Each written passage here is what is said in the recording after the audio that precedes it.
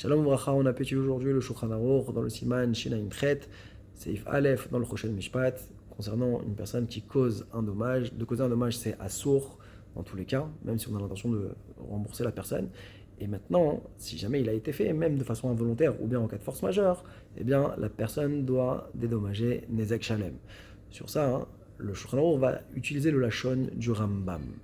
Et le Rambam Maguid, comme ça dit le Shach, nous fait comprendre que dans le Rambam, il n'y a pas de différence. Quand on dit que tu es chayav nezek shalem en cas de honès, peu importe le honès, même a priori, honès gamour. Et le Rama, lui, quand il est venu annoter le Shulchan Aruch, il vient dire que si jamais c'est honès gamour, on n'est pas tour. Sur ça, le Shach lui objecte et lui dit c'est un lachon qui est megumgam, c'est pas précis la manière comment tu rapportes. Parce qu'au contraire, d'après Shulchan Aruch qui rapporte le Rambam, eh bien, il faudrait dire qu'il n'y a pas de différence même dans honès gamour, qu'on est aussi chayav de payer nezek shalem. Au passage, le Shach, dans le Seifbet, va dire que si jamais ça a été fait Bemit Kaven, alors même pour ceux qui disent que Ones Gamour Patour, alors là, on dira qu'on est Chayav, comme dans le cas de Nirdav, de la personne qui est poursuivie, qui a causé un dommage, même si elle est Ones Gamour, on sera Chayav. Seulement dans l'eau Kaven, on pourra dire qu'on est Patour.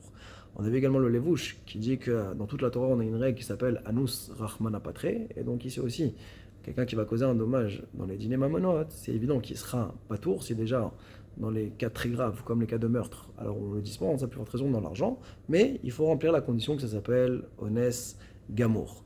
On a vu le Sefer Merat Enaim qui rapporte la contradiction qu'il y a dans le tour entre le Siman Tafraf Aleph, où on voit que Berwar Sheena Metsuya, alors là-bas il dit Chayav, et que chez nous on voit qu'ici on n'est pas tour. Comment solutionner cette contradiction-là? Et il dit que, en vérité, on parle d'une personne qui, une fois, va tomber, Berroar Shena Metsuya, mais d'une fois, ça va être sur une personne, et dans ce cas-là, alors on sera Chayav du Nezek. Tandis que, dans l'autre cas, on parle, on tombe sur des Kélim, et là, on sera Patour. Et la règle, elle est que on va toujours décaler le curseur entre Ruach Metsuya et Ruach Shena Metsuya. Dans Ruach Metsuya, quand on tombe sur une personne, alors là, on est Chayav de Chamisha Dvarim. Donc si c'est Ena Metsuya, alors on passe juste au Nezek. Également, dans Kelim ça n'existe pas Arba Dvarim. Il n'y a que le Nezek. Donc quand, dans Ruach Metsuya, dans le cas classique, je paye dans Kelim, donc si je suis dans Ruach Ena Metsuya, alors là, j'ai rien à payer. C'est pour ça que je ne serai pas tour. Et avec ça, il veut expliquer la répétition qu'il y a dans le Shulchan Aruch, où on a eu deux exemples d'un cas de Nafal Minagag, de quelqu'un qui est tombé du toit, où on peut expliquer que dans un cas, alors c'est un cas de Adam, et dans un cas, c'est un cas de Kelly. Et ça, c'est la réponse qu'il veut donner le Meratenaim. Sur ça, le Taz, il veut dire que c'est pas possible. D'où il a trouvé cette règle, que c'était ça le curseur. Il dit pourtant, on voit que dans Kelim, on est au même niveau par rapport au din de Nezek. Et en tout cas, le Taz, lui, va vouloir donner une autre réponse en disant que il faut distinguer entre le Siman Tafrafalef où on parle où il n'y avait pas de Maaké. Là-bas, même Berwar Shena Metsuya, on parle qu'il n'y avait pas de balcon.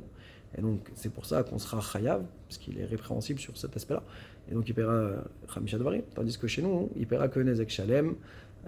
Pourquoi? Parce qu'on parle qu'il y avait un Maaké, Chazak Baruch.